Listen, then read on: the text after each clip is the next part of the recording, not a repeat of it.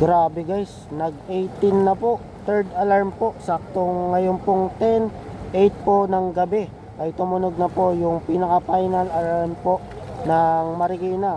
So ano nga ba yung meaning third alarm po dito po sa Marikina?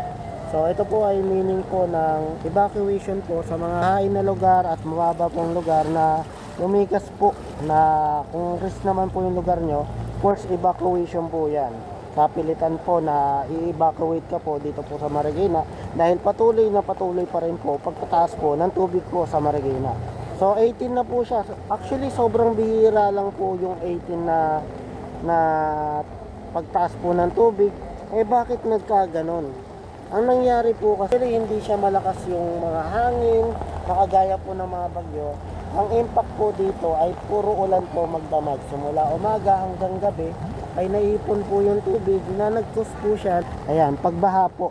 Tuloy-tuloy po ng pagbaha. Hindi lamang po dito, maging po sa mga Quezon City, Mandaluyong at sa mga Top Avenue at marami pa pong iba ng part dahil tuloy-tuloy pa rin po pag-ulan. Actually dito, ayan, lumakas na naman po yung ulan pero mamaya-maya kakalma pero lalakas ulit. Tuloy-tuloy po yan at walang humpay.